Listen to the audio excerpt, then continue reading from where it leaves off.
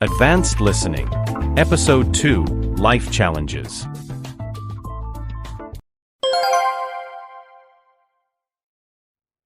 Rakesh! Rakesh, I haven't seen you for ages. How are you doing? Oh, hi, Carla. Not that great, actually. Oh, what's up, if you don't mind me asking? Well, this is probably going to sound really stupid to you, but I seem to have lost my sense of smell. And I know it sounds really trivial, but it's driving me crazy.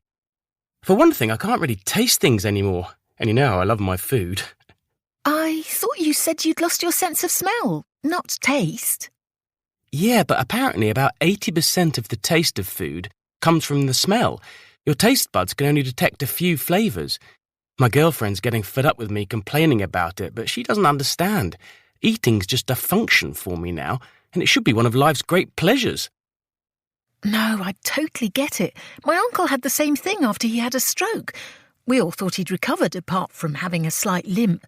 But he seemed to cut himself off from the rest of the family, and when Mum spoke to him, he said that was the reason. He still finds it really frustrating not being able to experience things everyone else can, like the smell of flowers or food cooking on the barbecue. Yeah, you just take all these things for granted before it happens to you. And it can be dangerous too. I hope you've checked all your smoke alarms. Yes, my doctor gave me a brochure about all the precautions I need to take, like installing a gas detector and remembering to look at all the use-by dates on food, because I have no other way of knowing if it's gone off. What a pain. So, what caused it? You haven't had a head injury, have you? Don't worry, it isn't anything that serious. My doctor isn't sure, but I'm due to see a specialist at the hospital next week, and hopefully he'll be able to diagnose the underlying cause. Apparently there are two basic possibilities. Either something is stopping the odours from reaching the top of my nose, or something is interfering with the nerve signals between the brain and the nose. Well, I hope he gets to the bottom of it for you. Thanks. And one good thing to come out of it is that I'm going to start eating more healthily and lose a few kilos. I know it hasn't caused this problem, but if I can't even enjoy all the fried food, it's probably in my interests to stop eating it. That's great. Good luck with that.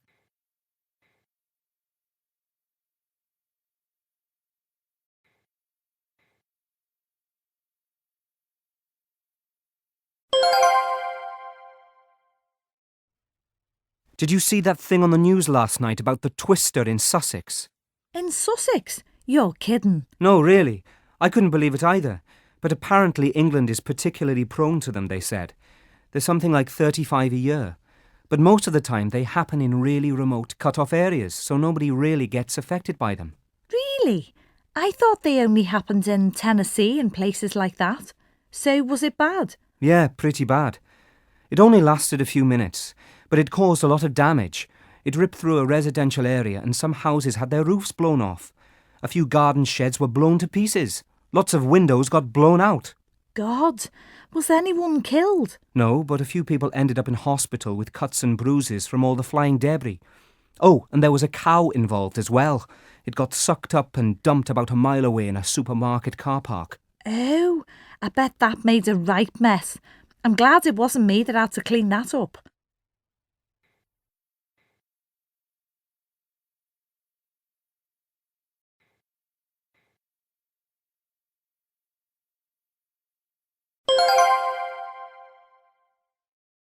Two.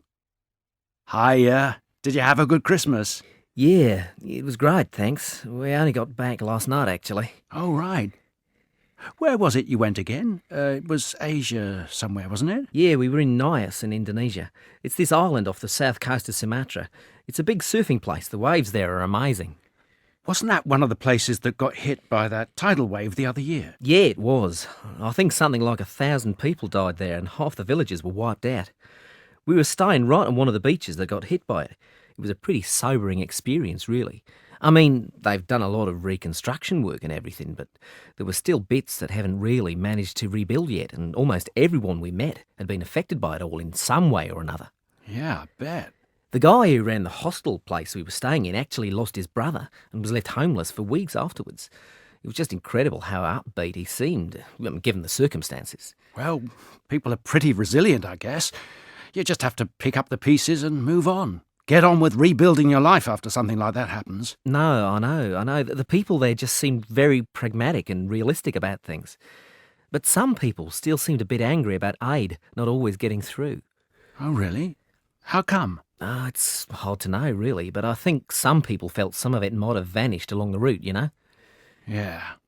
I suppose there's always the risk of that happening.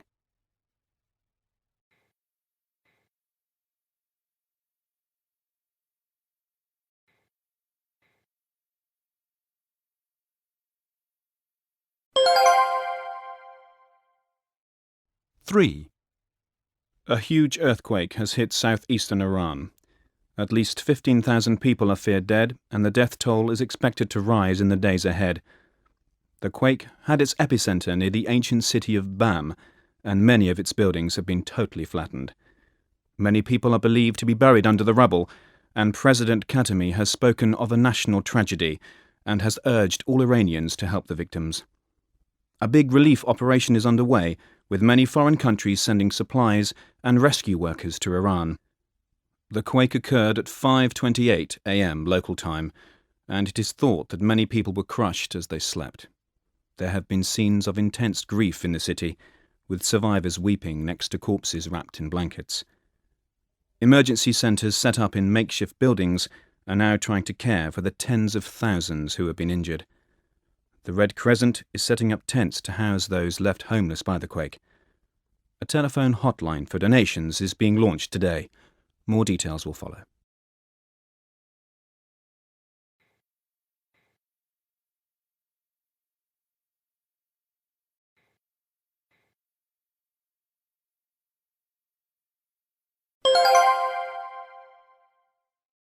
And next on the line we have Carl from Brentford.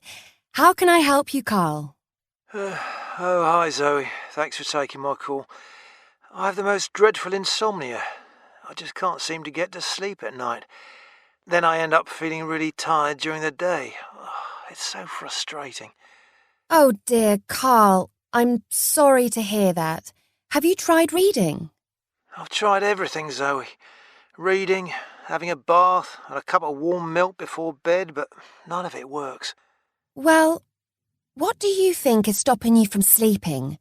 Are you worried about anything? Nothing especially, but when I try to go to sleep, I start thinking about things at work, in my life and so on, and that makes me feel awake. Okay, here's what I suggest. Seeing as none of the things you've tried seem to work, next time you're lying there thinking about things and can't sleep, I want you to get up. Get up? But why? Well, my thinking is that you're getting too caught up in your thoughts. Get up and do something. Maybe go for a short walk, pay a bill or something. It's a distraction technique. Doing something else will take your mind off the fact you can't sleep. Okay, thanks Zoe. I'll give it a try. 2. I can't understand it. The warehouse dispatched that order last Tuesday, so they'll definitely have received it by last Friday as promised. Yes, well, they should have, but they haven't. It's now Monday and we've got no idea where it is. I've had our main client on the phone this morning and they're not happy. Since this isn't the first time this has happened, I think we need to seriously consider changing distributor, especially as we've got that big order coming up in a couple of weeks. The problem is, though, we get a really good deal with that distributor in that they give us an extra 10% off orders over 50,000. Yes, but at the risk of stating the obvious, it doesn't matter how cheap they are if they don't deliver the product. I don't think we should stick with a bad supplier for fear of losing a few quid in the short term. Well, what exactly would the cost be if we switched supplier? We need to know all the facts here. Always with the facts, Fatima. Ha! Indeed. Well, I couldn't say off the top of my head, but I can get Marcia to run up some figures. That sounds like a good idea to me. Fatima's right. As we don't know all the facts yet, let's wait until we do before we make the final decision. Agreed. Good idea. 3. I've just realised that I've now sent out nearly 50 job applications. Really? Any luck? Oh, not a sausage. I just don't know what I'm doing wrong. Well, maybe nothing. These things just take time. Well, I sent most of them out weeks ago, so I'd expect to have heard something by now. Why do you think I'm not hearing anything? Well, maybe it's not the right area for you. Maybe you just need to look at the bigger picture. Take stock and think about whether this is what you really want to do. I mean, why do you want to work in retail? Because it's what I've always done. I guess I haven't tried anything new for fear of failing at that too. I mean, I don't love retail. So why not try something else? Think about what it is you really want to do. Then think about going back to college, retraining or something. What if you end up doing something you really enjoy? Gotta be better than going round in circles like this. Maybe you're right. I'll give it some thought.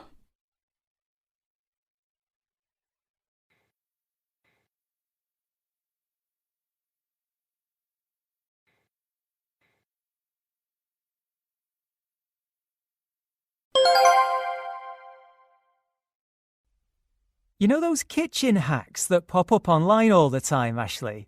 What, like those videos of recipe cheats and stuff? Yeah, those. Well, I'm a bit obsessed by them. I don't go looking out for them, but they seem to find me. And once I start watching them, I can't stop. I know what you mean. It's not as if I cook that much, but somehow those videos suck me in. Have you ever actually tried any? What? Of course not, Ethan. I don't have time for that. Hey? But you have time to watch videos about them. Oh yeah. But no, I've never even thought about trying them, to be honest. I just like watching them. Well, I gave some of them a go this weekend. And? I did 5 all in all. I cut an avocado in half, had one half for my lunch, and poured lemon juice on the other half before sticking it back in the fridge. Why? So it wouldn't go brown. Oh, right. And did it? Go brown, I mean. It did actually, yeah. Great hack. Then I got a caramel sweet and fried it in a pan so it'd melt into a flat circle, a kind of caramel wheel that I could stick in a bowl of ice cream. A gorgeous looking caramel wheel, if the video was anything to go by. Well, I burnt that and it looked like something that had got stuck on the bottom of my shoe. Oh, I'm starting to get the picture now. Then I tried to make a mug pizza. Well, that doesn't sound like something that would ever work out. Yes, you'd think I'd know better, but in my defence, the video made it look really easy to make. Anyway, I shoved all the dough ingredients into the mug and then microwaved them to make the base. Then I added in my chopped tomatoes, grated cheese and a few other toppings and microwaved it again. Sounds quick and delicious. It couldn't have been faster. Shame it looked and tasted like a dog's dinner. The dough was soggy and, well, still pretty raw. And the topping just looked like sludge. Oh, sounds gross. Why did you eat it? I thought it might taste better than it looked. I was wrong. I chucked most of it away. I did eat all of the microwave risotto I made, though. The rice was moist but not underdone, and the flavours were good, something I've never managed when doing it the usual way. It only took 10 minutes, too. Oh, one win then. Yeah, I was also hopeful that the cake topping made from strawberry ice cream would work, but it just wouldn't whip up. I mean, I whipped it a lot. So, all these things we're watching are total rubbish then?